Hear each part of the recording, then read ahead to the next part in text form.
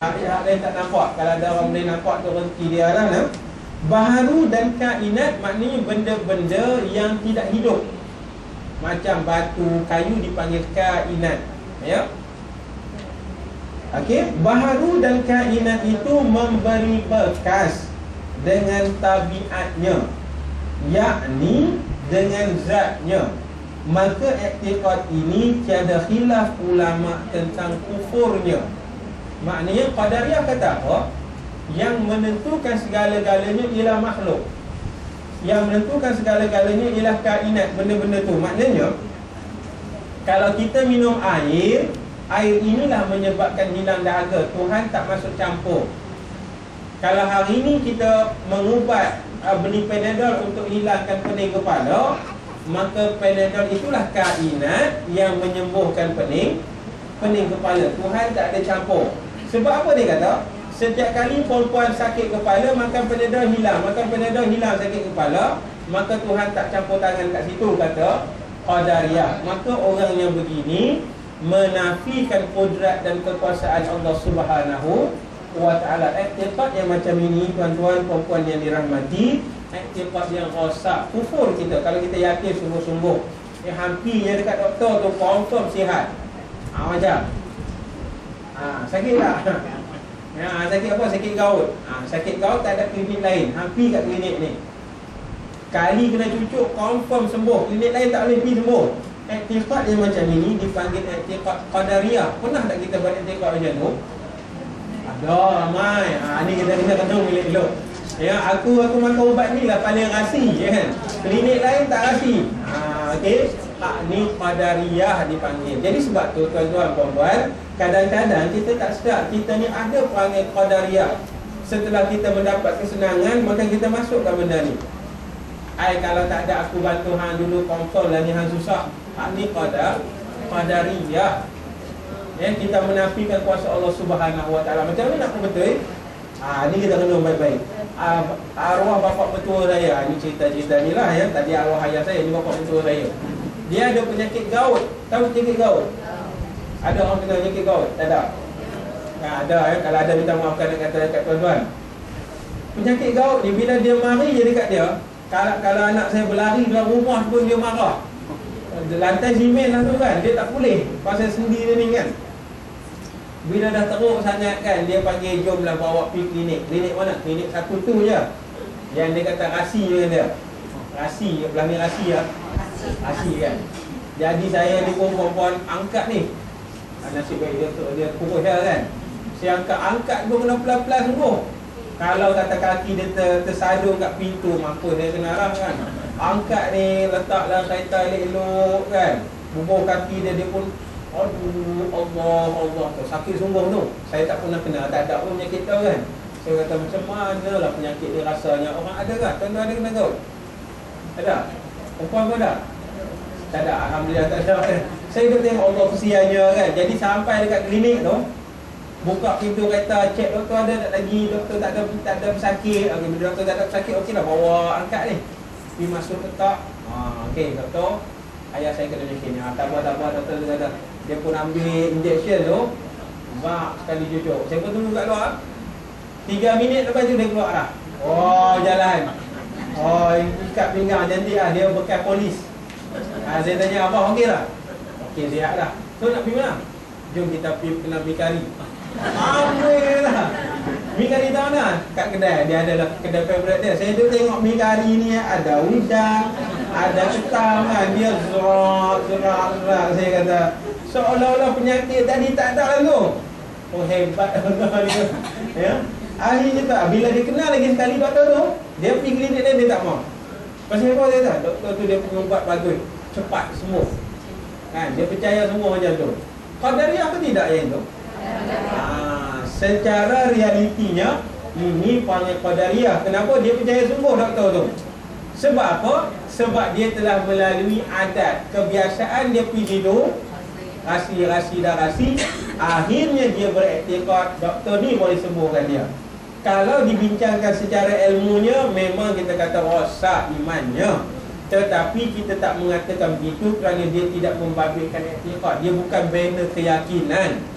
Dia tak kata aku yakin sungguh doktor ni dah. Sebab oleh kerana sangat biasa, maka dia menafsirkan macam itu. Kita pun macam itulah. Aku kalau lapar tak ada benda lain melainkan nasi. Mi tak boleh, roti tak boleh, nasi lah boleh hilang lapar. Qadariyah tak? Qadariyah secara perbuatannya. Tapi bila dicek sungguh-sungguh tak, dia bukan beriktikad macam itu. Hak ni berlaku pada ramai orang. Kebiasaan itu kadang-kadang kita menghukum itu saja. Kita taklah berkeyakinan. Ada hari lain kita pergi kat doktor lain pun okey. Ada hari lain kita makan mi pun okey. Maka dia tidaklah sampai kepada peringkat menjadikan kita ni qadariyah, menafikan Allah Subhanahu wa ta'ala. Hak yang dikatakan qadariyah ini, dia kata apa? Tuhan tak masuk campur langsung. Dia dah jadikan manusia, apa yang manusia buat itulah hasilnya. Maka sebab tu pepatah Melayu ni kadang-kadang kena renung betul. Rajin dan usaha tangga kejayaan. Hak ni boleh masuk pada cerita qadariyah. Tapi boleh nak kata qadariyah tak? Dia sebagai satu motivasi ya. Rajin kan usaha, Tuhan bagilah kejayaan. Apa lagi satu? Rezeki, bukan rezeki tak ada. Yang bulat datang, yang pipih datang.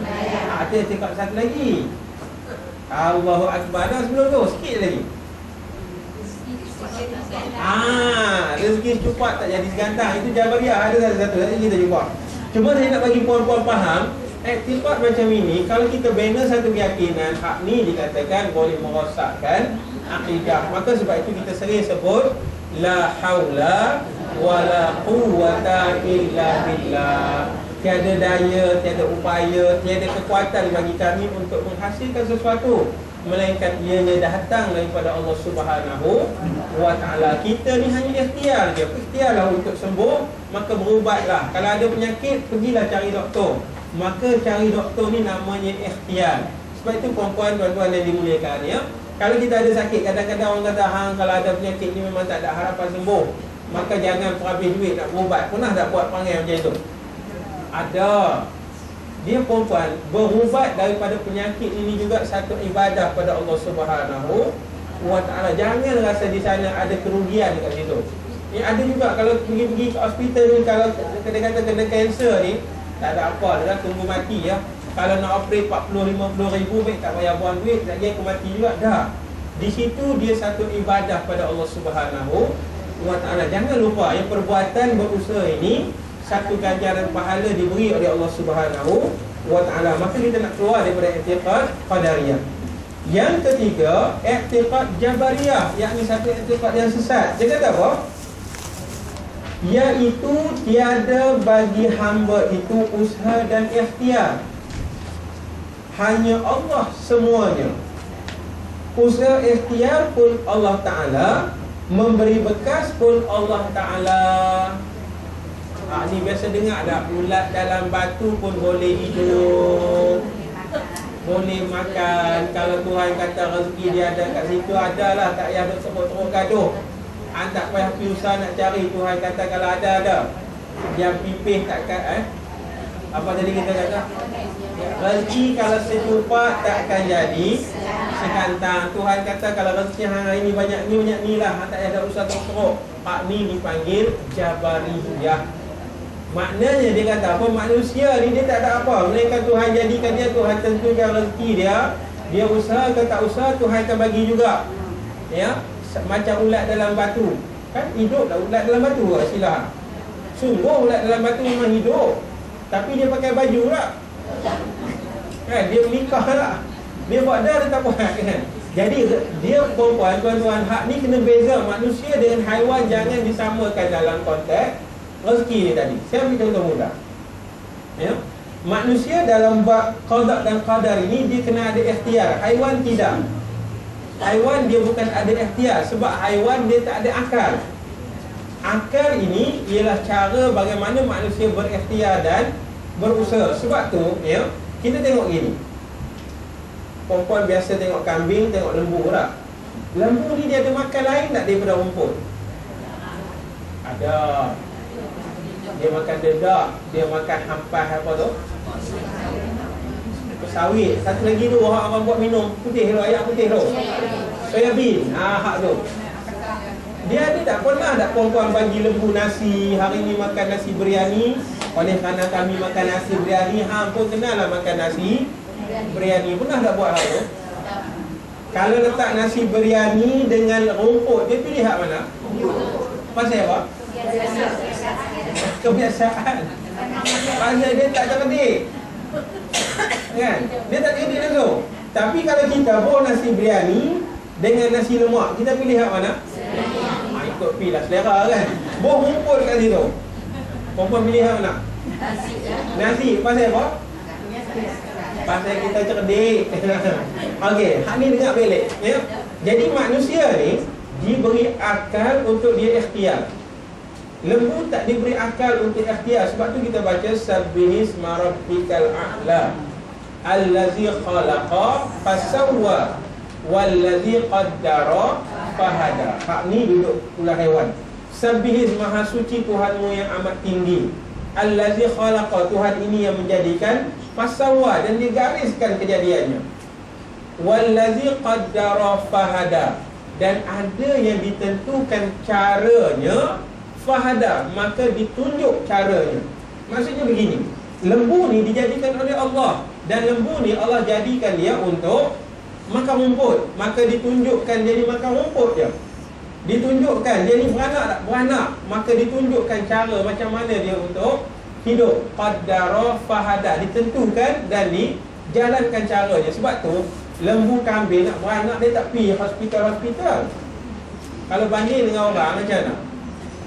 Kita lebih hebat lah. Kenapa tak percaya hospital? Saya ambil contoh mudah ya. Dulu saya duduk kat Lumut. Kat Lumut ni banyak Navy ya. Ada satu kes ni, ketika isteri saya melahirkan anak nombor 2, di sebelah katil dia ada seorang jiran ni melahirkan anak juga, yang nombor 6 kan. Bila nombor 6 dengan nombor 2 jauh lah pengalamannya kan. Tiba-tiba misi tu datang. Dia kata, "Dek, lain kali kalau nak beranak ni, rasa nak kentut tu dengan main hospital," dia kata. "Jangan duk pandai-pandai kat rumah kan. Orang rumah saya pun nak tengok apa hal ni, nak marah-marah pula ni, kawan baru lepas beranak lah. Lah ni kan dapat faedah ni, lah nama anak ni Muhammad Wira. Pasal apa pula Muhammad Wira? Kita pun tak tahu cerita kan. Jadi bila nurse tepi jauh kan, orang rumah di sini saya tanya lah, pasal apa dia duduk marah ni kan. Dia kata, "Anak saya ni lahir dalam kereta Wira." Lahir dalam kereta Wira. Pasal apa lahir dalam kereta Wira? Dia kata ni anak nombor 6. Jadi bila nak bersalin ni, orang lelaki tak apa nak tahu sangat. Dia pun tahu dapat anak je lah. Orang perempuan ni dia tahu. Bila nak beranak ni kan dia ada benda dipanggil contraction. Dia rasa berdenyut kan. Saya tak tahu sangat lah kan. Kalau kata esok nak bersalin, hari ni dah rasa sekali denyut. Kemudian bila dekat nak bersalin, rasa denyut tu makin kerak kan. Saya dulu waktu rumah nak bersalin ni, saya masuk dalam tengok, boleh masuk labor room tu.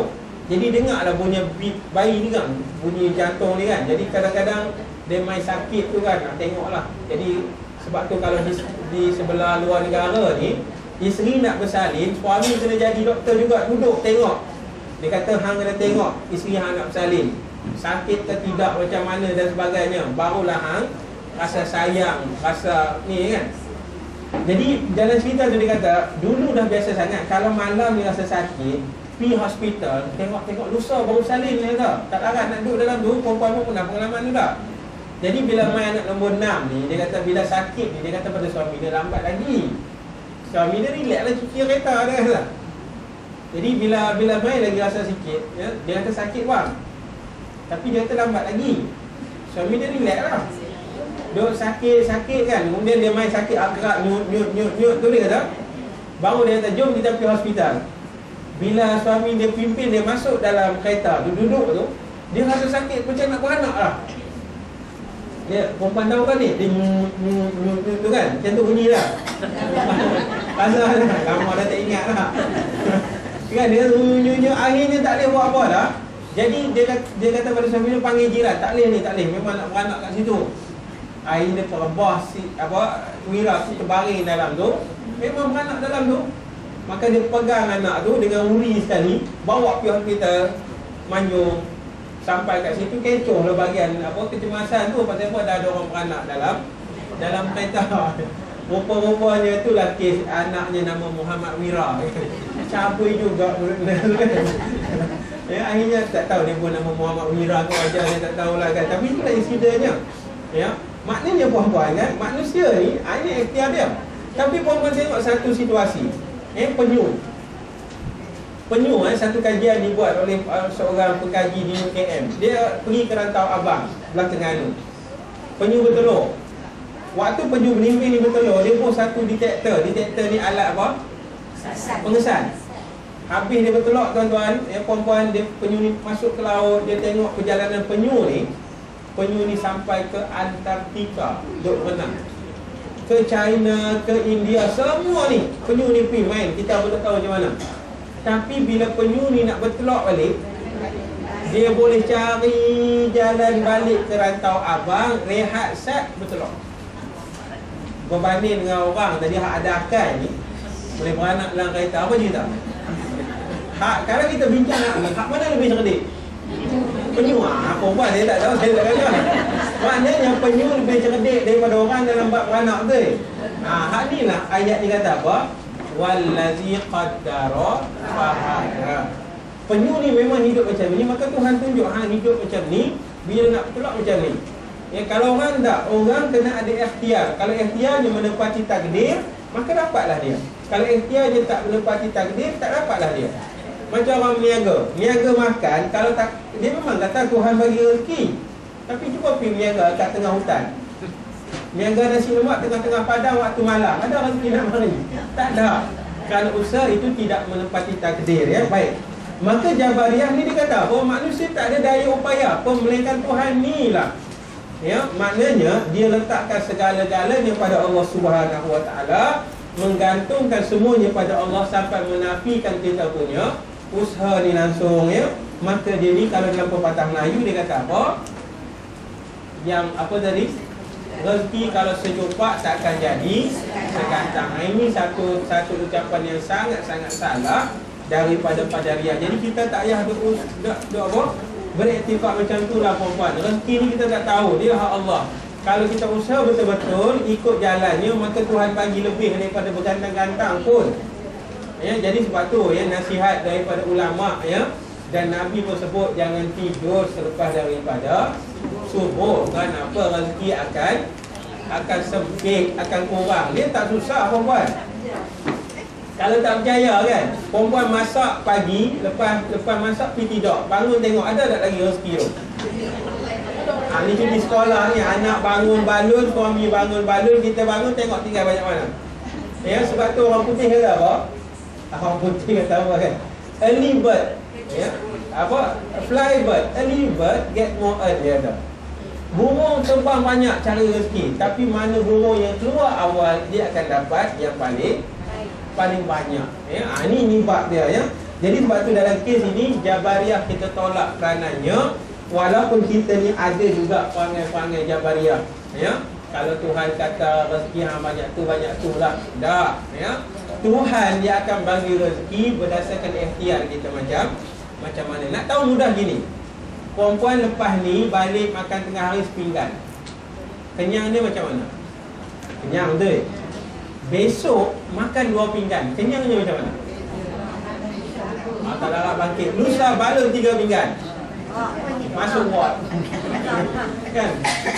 Dia akan mendatangkan hasil yang berbeza. Tuhan akan bagi. Macam ni lah, minum secawan dengan sebotol. Tengok kembung tak kembung kan? Pasal apa?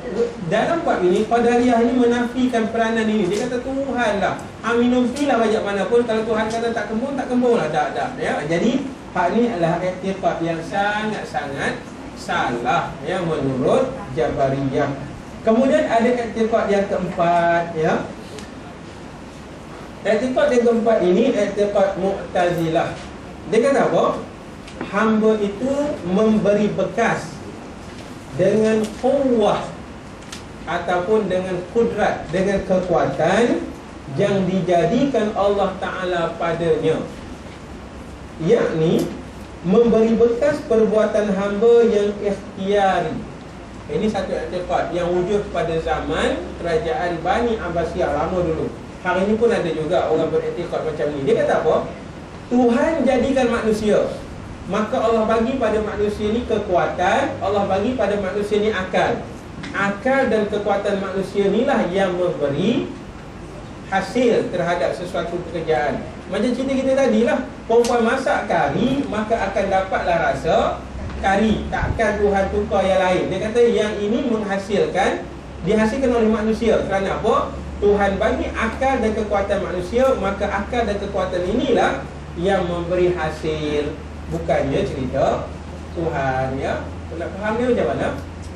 Allah jadikan manusia, Allah bagi hang akal, Allah bagi hang kekuatan, buatlah sesuka hati. Apa yang hang dapat, itulah yang hang punya. Kalau hang rajin, hang berjaya. Hang malas, hang tidak berjaya. Kalau hang berubat, hang sembuh. Hang tak berubat, hang tak sembuh. Tuhan takkan campur tangan lagi. Maka dosa dan pahala akan dihitung melalui jalan yang macam ini, ya. Maka iktikad ini ramai orang pegang, ya. Perempuan yang tuan yang dirahmati, ya. Cuma dalam sedar tak sedar, kadang-kadang kita sampai pada peringkat yang macam ini. Itulah yang menyebabkan manusia akhirnya menjadi sombong. Kenapa? Dia rasa dia yang menghasilkan dan mengusahakan sesuatu. Saya pernah bertanya dengan seorang peniaga nasi lemak, perempuan, ya. Saya tanya, akak, dia akhirnya hari ini menjadi seorang yang sangat berjaya dan kaya lah, ya. Saya tanya, dulu dia jual nasi lemak. Saya tanya, akak jual nasi lemak ni pukul berapa? Ya, sebab pagi dia dah ada letak, kan. Rupa-rupanya dia start buat nasi lemak ni, dia bangun pukul 1 pagi. Pukul 1 pagi. Dia tidur pukul berapa saya tak tahu. Kan dia masuk, dia maghrib, dia sediakan apa semua. Lepas isyak dia terus tidur lah. Kemudian dia bangun pukul 1 pagi, dia start masak nasi, dia start buat dia punya lauk apa semua. Sampai subuh, berhenti semayang subuh, pack pula. Bubuh daun pisang. Masuk je pukul 6, dia bawa dia perempuan, tahan bas. Naik bas, hantar kat kedai ni. Saat lagi naik bas, patah balik rumah, bawa lagi, hantar kat kedai ni. Itulah kerja dia, lebih kurang 10 tahun. Ya, dan akhirnya dia memang menghasilkan kekayaan. Memang kaya sungguh lah. Kaitan Audi, kaitan memang ni lah, kan. Jadi dalam satu keadaan, kalau langkah tak buat macam tu, tak senang sampai hari ini, kan. Dia dah nampak dia lah semuanya. Cuma nasib baik dia tak jadi sombong. Cuma iktikadnya tadi sudah mencapai iktikad Jabariyah. Maknanya dia kata apa? Tuhan bagi kita akal, Tuhan bagi kita kekuatan, buat pilah, kan. Kita usaha lah, ya. Inilah yang berlaku kadang-kadang. Dia dah nampak dia punya jerih, dia punya perik, dia punya susah. Akhirnya Tuhan bagi kejayaan.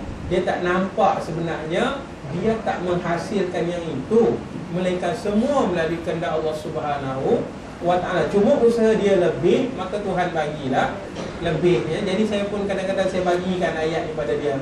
Kak, dengar elok-elok ayat ni. Inna ma'al usri yusra. Kita duk baca saja dah. Fa inna ma'al usri yusra. Sesungguhnya bersama dengan kesusahan itu kesenangan. 2 kali Tuhan ulang.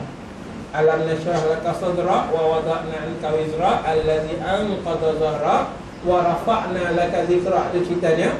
Fa inna ma'al usri yusra. Maka sesungguhnya bersama dengan kesusahan itu kesenangan.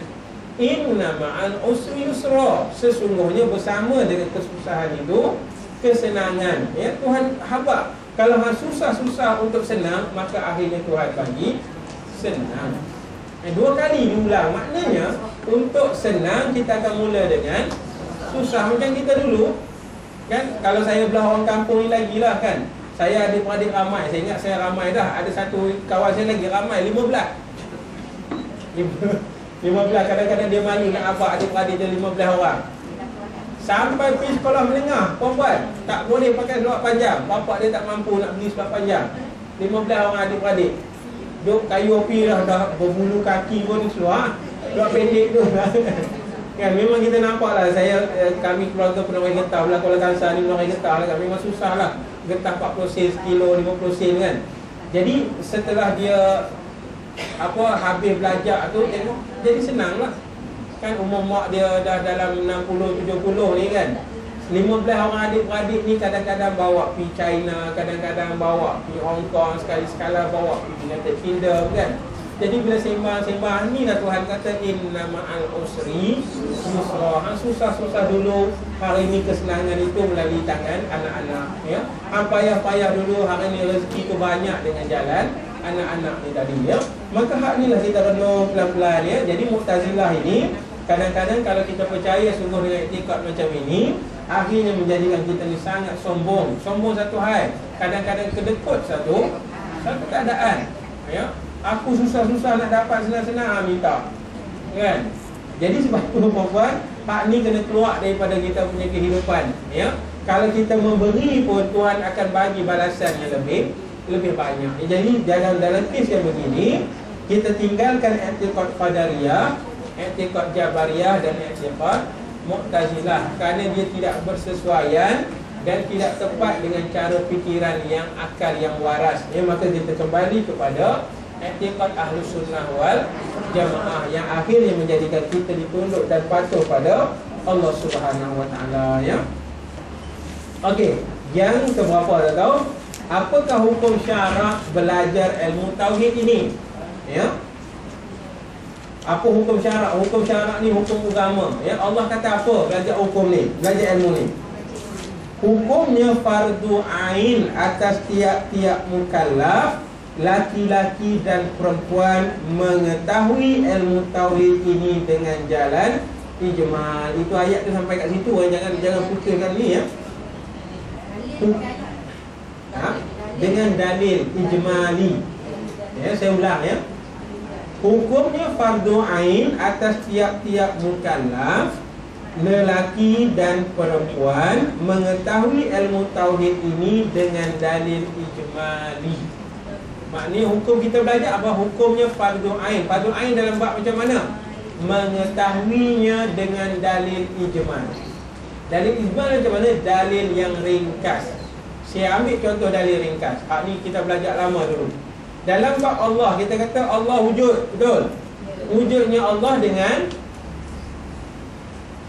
ini perempuan hafal. Allah itu wujud. Wujudnya Allah dengan wujudnya alam ini, kan? Wujud itu artinya ada, lawannya tiada, dalil wujudnya alam. Hak ni kita hafal dulu-dulu tu. Hak ni lah dipanggil dalil ijmali. Maknanya kalau kita dah lepas hak ni okey dah. Maknanya lepas dah fardu ain. Hang beriman dengan Tuhan tu. Macam mana hang tahu Tuhan ni wujud? Ada alam ni tanda wujudnya Tuhan. Ini dipanggil dalil ijmal. Ijmal ni maknanya dalil ringkas, padan lah, ya.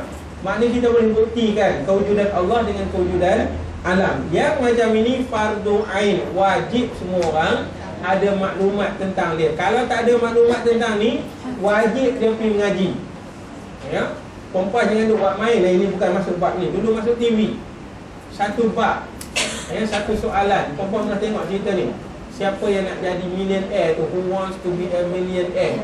Jalaluddin Hashim pula, Elmi Hasan. Soalannya, di manakah Nabi Muhammad sallallahu alaihi wasallam disemadikan? Mekah, Madinah,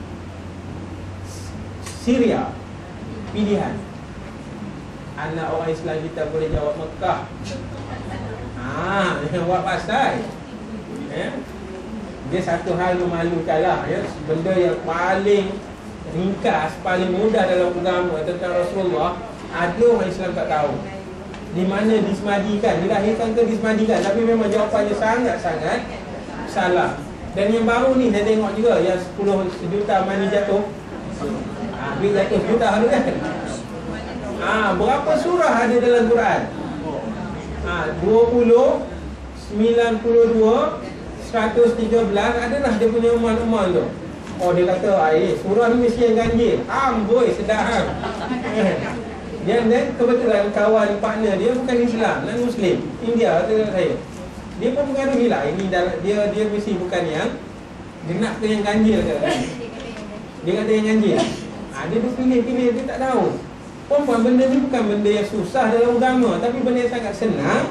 Tapi ada orang tak tahu. Bukan ada orang tak tahu, ramai orang tak tahu. Jadi jangan kita sangka semua orang Islam ni dia kuasai benda-benda yang mudah dah. Jadi sebab tu hari ni kena renung balik pelan-pelan, ya.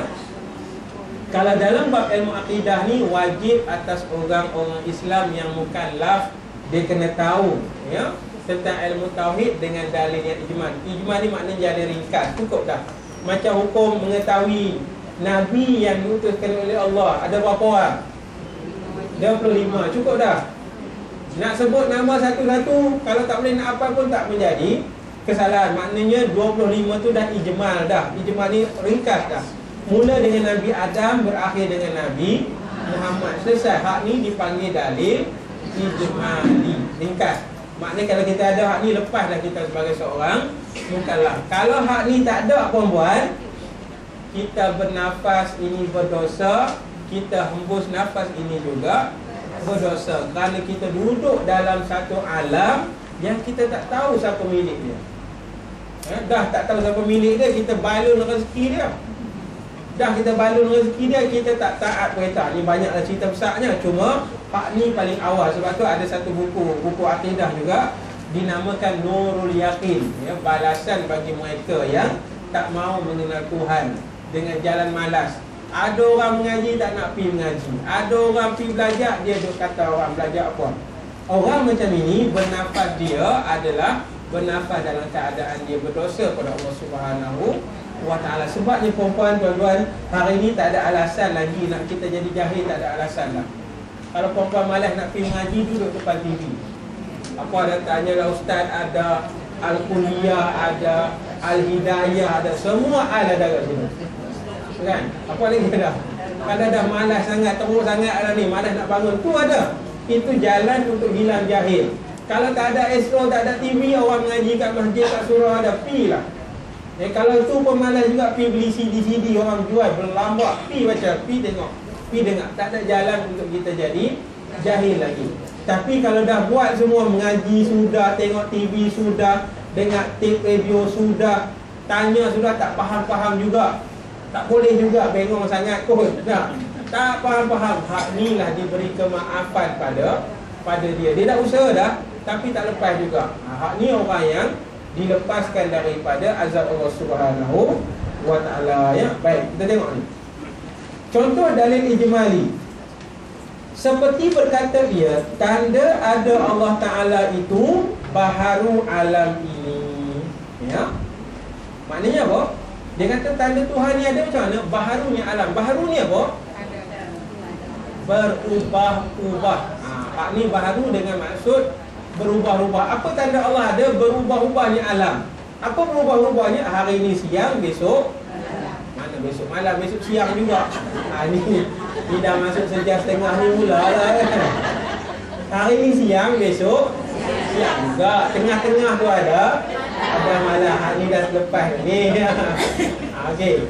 Jadi kawan, tengok balik lah. Siang dan malam ni dia dengan sebab apa?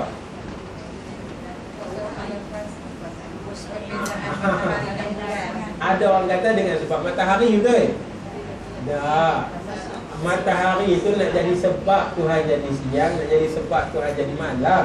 Kalau tak ada matahari pun Tuhan akan jadikan siang, akan jadikan malam, kerana itu hak dia. Maka siang dan malam ni dipanggil benda yang baharu, yang berubah-ubah. Puan-puan pun baharu juga, berubah.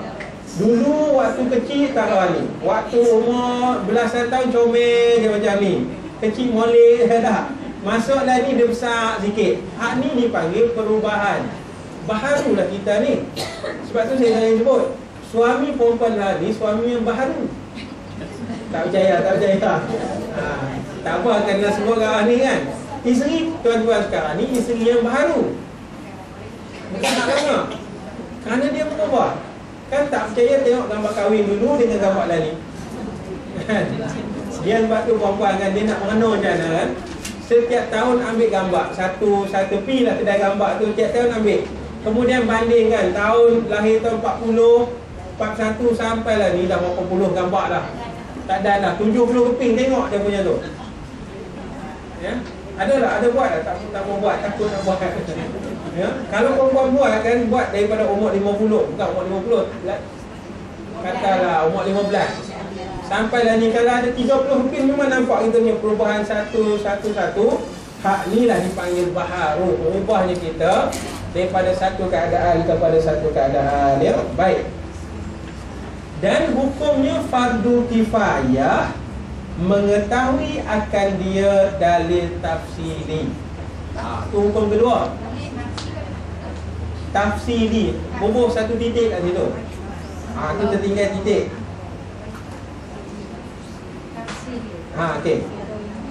Dalil tafsiri ni maknanya dalil secara detail.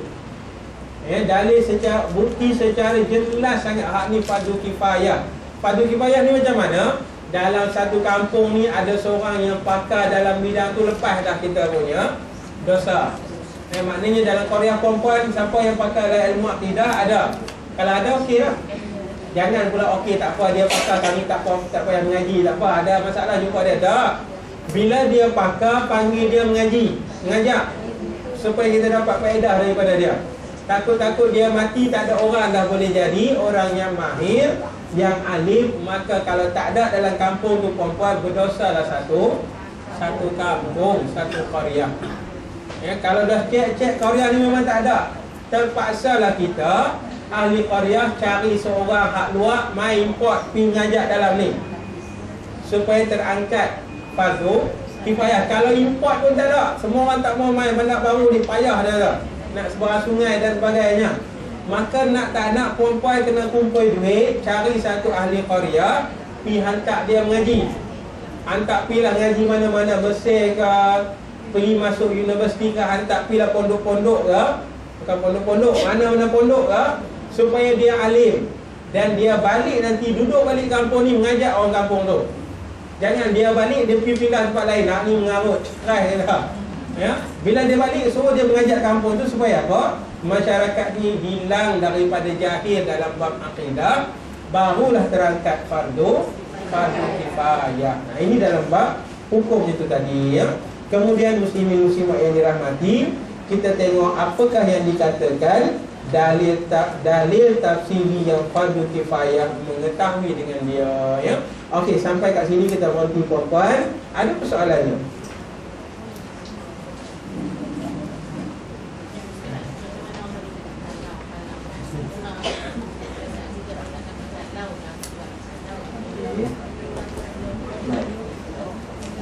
Perkataan kalau ni, ya, kalaulah dia tak bawa kereta, tak malangan tu. Kalaulah dia tak ikut kawan dia, ibu bagi dia ada. Kalaulah dia tak bawa laju-laju selamat dia. Kalaulah aku tak bagi dia makan durian, tak ada lah, dia kena penyakit. Baik, kalau ini perempuan, kalau untuk barang yang lepas, yang kita beranggap boleh mengubah takdir, kalau yang ni disebut berdosa, ya. Kita katalah kita bawa durian kan, kita tahu dia ada penyakit kencing manis, penyakit darah tinggi, kita bagi dia makan durian, makanlah sulai, tak apa, ubat kan. Lalu orang tu macam tu, tak apa, ambillah sulai, hanya pada Allah ubat. Dia mana mau jadi ubat perempuan, dia takkan jadi ubat kan. Tapi kita duk pujuk dia makan. Ni durian hak kali pertama berbuah ni, tak ni kalau mati tak maza dah. Duk dah pujuk, akhirnya dia pun ambil lah sulai jadi ubat. Makan punya makan, mailah serangan tu tadi, takdir Tuhan mati. Minta maaf lah kalau ada berlaku ni cerita. Ya, akhirnya kita kata apa? Kalau lah aku tak bagi dia durian, kalau lah aku tak paksa dia makan hidup, dia agaknya. Okay. Kalau hak ini, kalau kita sebut bagi menolak takdir, dia berdosa. Ya, dia berdosa. Tapi kalau kita ulang sebut bagi masa akan datang, contohnya ke depan ni aku tak mau buat dah, ke depan aku tak mau buat dah. Kalau ni, kalau bagi apa? Sempadan di masa akan datang, hak ni harus sebagai peringatan. Hak ni dalam perkataan kalau ni tadi. Jadi kalau ni perempuan, dia bukanlah benda berdosa untuk disebut, melainkan dengan niat untuk mengubah takdir yang telah berlaku. Hak tu tak boleh. Tapi untuk akan datang boleh. Contoh, kalau lah dia tak bawa motor laju-laju, tak ada berlaku kemalangan. Tapi bukan untuk dia yang dah jadi, untuk anak hak lain. Beringat. Hak ni kalau ni harus. Tapi kalau nak kata mengubah takdir, tak ada dah. Hak ni berdosa sebut. Ya, kerana apa? Benda tu dah berlaku, takdir Tuhan, kita nak kalau kita tak ada dah. Jadi ini penggunaan kalau dalam ucapan yang boleh menyebabkan perihal akidah tadi. Ya, Allah Ta'ala alam. Baik, ada lagi kita kat situ. Tak masuk masalah tindakan macam tu kan. Macam cakap kan. Jadi ada dua bahagian lah. Satu kawan, satu sejawat. Jadi yang sejawat kita jangan buat. Yang kawan-kawan kita pergi buat. Ikhtiar. Okey. Okey, yang maksud kata maksud sawat kat Allah sekilat lah. Kan? Ikhtiar tu ada buat pembedahan ni. Okey. Macam kita kata 50-50. Tapi kalau orang tu kata kalau tak buat tak ada jalan. Okey. Baik. Pertama ya, ini pendapat ni peribadi. Saya tak rujuk mana-mana pendapat lagi ya. Kalau kita ada sakit ya, perbuatan merawat penyakit ini ialah satu ibadah. Saya sering ingat tadi saya dan perempuan ya. Kalau kata doktor kata jalan untuk sembuh, menurut ilmu dia sebagai doktor pembedahan, maka kita lakukan pembedahan itu satu ibadah kepada Allah Subhanahu wa Ta'ala. Duit yang kita bayar itu juga satu sedekah dalam ibadah. Hasil daripada pembedahan itu sama ada berjaya ataupun tidak, itu hak Allah Subhanahu wa Ta'ala. Kalau yang disebutkan ni tadi, kalau yang menjadi peringatan untuk kita faham ni tadi, bukan kalau untuk menafikan perihal hak kudrat Allah Subhanahu wa Ta'ala. Maknanya kalau lah aku tak buat pembedahan ni, tak boleh berjalan aku. Bukanlah kita nak kata pembedahan ini punca boleh berjalan, tak. Yang kita nak sebut pembedahan ini menjadi sebab Tuhan bagi sembuh. Betul tak? Ya, bukanlah kita nak kata kalau ni menafikan cerita Allah tadi. Ini maknanya ucapan tadi, ucapan kalau kita sebut dalam bahasa kita menginsafi diri tentang kuasa Allah Subhanahu wa Ta'ala. Dia tak masuk dalam kalau yang makna tadinya. Ini sekadar pendapat pribadi je. Allahu a'lam. Ustaz. Ya. Soalan lagi. Kalau ada seorang sedang sakit perut, aku masuk hospital. Dia kata macam ni, saya tak mau mati lagi sebab saya dah banyak kerja yang tak selesai lagi. Jadi macam mana Ustaz keadaan macam ni? Adakah dia mengakibatkan ketentuan Allah? Bila dia kata saya tak mau mati lagi, kata saya tak mau mati lagi sebab saya dah banyak kerja yang tak settle lagi, kata macam tu. Jadi macam mana keadaan dia? Adakah dia mengakibatkan ketentuan Allah? Allah itu mati adalah takdir Allah. Macam mana Ustaz? Yang pertama, kalau tanya saya sekarang, saya pun tak mau mati lagi. Pada buku ni baru muka surat 7. Okey. Baik, so macam tu. Semua orang tak mau mati. Tapi untuk bertemu Tuhan, dia kena mati. Maknanya dia tak mau mati memang hajat semua orang, betul? Adakah sekarang kita mau mati? Tak mau mati. Betul, dia cakap dia bukan satu benda menafikan takdir, bukan satu benda menafikan kuasa Tuhan, dia cuma tak mau. Tapi takdir Tuhan pasti berlaku. Dia bukan soal menafikan apa-apa, tak. Itu sifat seorang manusia. Macam hari ni, perempuan saya tanya, tuan-tuan saya tanya, mau ke tua? Mau ke tua lah ni? Maju mau apa dah? Maju mau apa? Maju ya ha? 72, mau kau umur 72? Tak mau. Kan saya baru 39, tak mau umur 39 ni. Nak umur 20 kan. Tapi takdir Tuhan dia pasti berlaku. Dia akan sampai umur 40, 50, 60, 70. Maka hak tak mau ni bukanlah menafikan kuasa Tuhan. Sikap kita memang tak mau tua, memang tak mau mati. Tapi dalam keadaan tak mau itu, kita redha takdir Tuhan itu sampai. Maknanya kalau ada orang yang sakit teruk, dia memang tak mau mati. Tapi kita kena pujuk dia hampir berubat. Takdir Tuhan, hang boleh sembuh. Tapi kalau takdir Tuhan kata hang tak sembuh, kita redha dengan takdir yang ini. Redha dengan takdir ini satu ibadah pada Allah Subhanahu wa Ta'ala. Ya. Tapi ucapan ni tadi tidaklah merosakkan akidah dan apa-apa. Ya.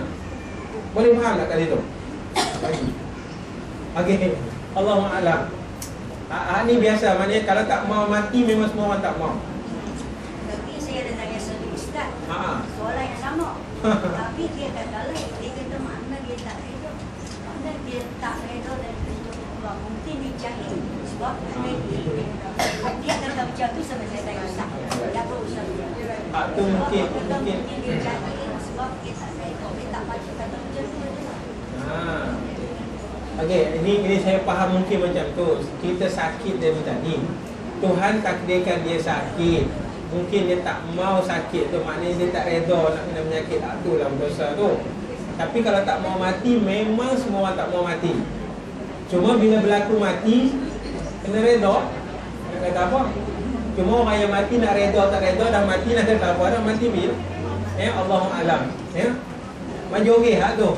Maknanya dia bukan tak reda, bukan tak mau ni, bukan makna tak reda. Saya tanya majlis, mau ke mati sekarang? Tak mau. Dia bukan tak reda, tapi kalau berlaku, reda lah. Hari ni, siapa mau sakit? Ada orang nak sakit? Tapi sakit mai tak? Mai. Jadi bila mai tu kena reda. Okey, reda lah. Reda dengan jalan dia, bukan reda tunggu je tak. Reda dengan jalan berubat. Ubat pilah. Maka cerita ni tadi mungkin tak reda dengan apa yang berlaku. Bukan menolak cerita mati tadi tak. Itu dalam masalah tu tadi, ya. Allahu'alam. Ada lagi tak? Tak ada. Tak ada kot, nah. Kalau ada kita sambung. Satu ni, Kita melakukan sembahyang istiqarah. Tolong. Tak dengar lagi. Kuat sikit.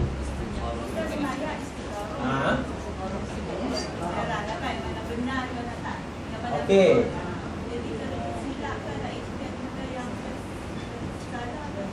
Tersilap hak mana ni?